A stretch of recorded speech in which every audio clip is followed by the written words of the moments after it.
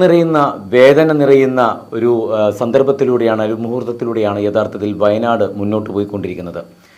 വയനാടിലുള്ള ഉരുൾപൊട്ടലുമായി ബന്ധപ്പെട്ട വാർത്തകളാണ് VMTV ചാനലിലൂടെ പ്രേക്ഷകരിലേക്ക് ഞങ്ങൾ ഇന്നലെ തൊട്ട് തത്സമയം എത്തിച്ചുകൊണ്ടിരിക്കുന്നത്. ഏറ്റവും പുതിയ വിവരം പ്രകാരം മരണം 287 എന്നുള്ളൊരു വാർത്തയാണ് ലഭിച്ചിരിക്കുന്നത്.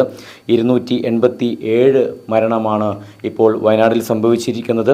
ഉരുൾപൊട്ടലിൻ്റെ പ്രഭവ കേന്ദ്രം എന്ന് വിശേഷിപ്പിക്കുന്ന പുഞ്ചിരിമട്ടത്തെ വീടുകൾ പൂർണ്ണമായും മണ്ണിൻ ഇടയിൽ അകപ്പെട്ടുപോയി എന്നുള്ളൊരു വേദനിപ്പിക്കുന്ന ഒരു വാർത്ത കൂടി വന്നിരിക്കുകയാണ്.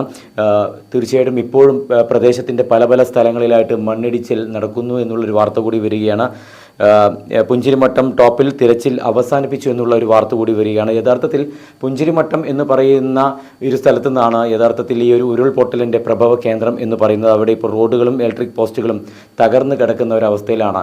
ആ ഒരു സ്ഥലം അല്ലെങ്കിൽ ആ ഒരു പ്രദേശം ഉണ്ടായിരുന്നു എന്നുള്ളത് പോലും ഒരു ചിന്തയിലേക്ക്, അങ്ങനെ ആഴത്തിലേക്ക് ഒഴിഞ്ഞു പോകുന്ന ഒരു സമയം. രക്ഷാദൗത്യങ്ങൾ, ദൗത്യസേനയുമായി ബന്ധപ്പെട്ട് സൈന്യവും പോലീസ് ഉദ്യോഗസ്ഥരും കോസ്റ്റൽ ഗാർഡും അങ്ങനെ എല്ലാവരും ഇപ്പോൾ രക്ഷാദൗത്യ പ്രവർത്തനവുമായി മുന്നോട്ട് പോകുന്നുണ്ടെങ്കിലും അവിടെയുള്ള മൂടൽമഞ്ഞ് ഇപ്പോൾ ദൗത്യത്തിനൊരു വെല്ലുവിളിയായിട്ട് മാറുകയാണെന്നുള്ള ഒരു പ്രധാനപ്പെട്ട വാർത്ത ഒന്ന് അറിയിക്കട്ടെ. അതോടൊപ്പം തന്നെ മുഖ്യമന്ത്രി പിണറായി വിജയൻ ദുരന്ത സ്ഥലത്തേക്ക് ഏതാനും നിമിഷങ്ങൾക്കകം എത്തും എന്നുള്ളൊരു വാർത്തയുമുണ്ട്. രാഹുൽ ഗാന്ധിയും അതോടൊപ്പം തന്നെ പ്രിയങ്ക ഗാന്ധിയും നിലവിൽ കണ്ണൂരിൽ എത്തിയിരിക്കുകയാണ്. എത്രയും പെട്ടെന്ന് തന്നെ അവരും ഈ ദുരന്ത മേഖല സന്ദർശിച്ചിട്ട് വിവരങ്ങൾ ആരായും എന്നുള്ളൊരു വാർത്ത കൂടി വന്നിരിക്കുകയാണ്. നിലവിൽ 240 പേരെയാണ് ഇപ്പോൾ കാണാതായിരിക്കുന്നത്. ബെയിലി പാലത്തിൻ്റെ പ്രവർത്തനങ്ങൾ, സൈന്യം നിർമ്മിക്കുന്ന പട്ടാളത്തിൻ്റെ പാലം എന്ന് വിശേഷിപ്പിക്കുന്ന ബെയിലി പാലത്തിൻ്റെ പ്രവർത്തനങ്ങൾ അവസാന ഘട്ടത്തിലേക്ക് നിലവിൽ വൈകുന്നേരത്തോടു കൂടിയാണ് ബെയിലി പാലത്തിൻ്റെ പ്രവർത്തനം അവസാനിപ്പിക്കുക അല്ലെങ്കിൽ ബെയിലി പാലം പൂർണ്ണമായിട്ടും സജ്ജമാകുക എന്നുള്ള വിവരം ലഭിച്ചെങ്കിൽ വളരെ വേഗത്തിൽ തന്നെ ഈ ഒരു പാലത്തിൻ്റെ നിർമ്മാണം പെട്ടെന്ന് തന്നെ, അതുകൊണ്ട് ഉച്ചയോടുകൂടി തന്നെ പൂർണ്ണമാകും. അതിലൂടെ ചിലപ്പോഴെങ്കിലും ആ രണ്ട് സ്ഥലങ്ങളെ തമ്മിൽ ബന്ധിപ്പിക്കാൻ പറ്റുമെന്നും അക്കരെയുള്ളവർക്ക് സുഗമമായിട്ട് ഇതിലൂടെ യാത്ര ചെയ്യാൻ പറ്റുമെന്നുള്ളതും പറയുന്നുണ്ട്. 3 JCBകളാണ് ഉള്ളത്. പക്ഷേ യഥാർത്ഥത്തിൽ മുണ്ടക്കൈ ഭാഗത്ത് ഈ 3 JCBകൾ കൊണ്ട് ഒന്നും സാധ്യമല്ല. കൂടുതൽ അത്യാവശ്യം കൂടുതൽ വാഹനങ്ങൾ വേണം എന്നുള്ള ഒരു വാർത്ത കൂടി വന്നിരിക്കുകയാണ്. പുഞ്ചിരിമട്ടം എന്ന് പറയുന്ന സ്ഥലത്ത് മനുഷ്യവാസം എന്നുള്ളതില്ല എന്നുള്ളൊരു വാർത്തയാണ്.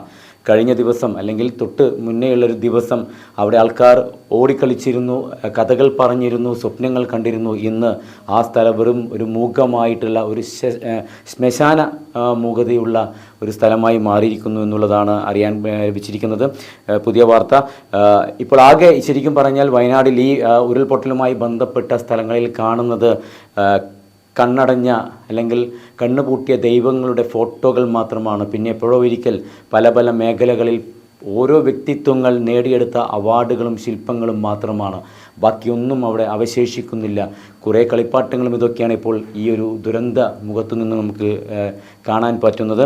53 അംഗ ഫയർഫോഴ്സ് മുണ്ടക്കൈയിലേക്ക് ഏതാനും നിമിഷങ്ങൾക്കകം എത്തുന്നുള്ള ഒരു വാർത്ത കൂടി ലഭിച്ചിട്ടുണ്ട്.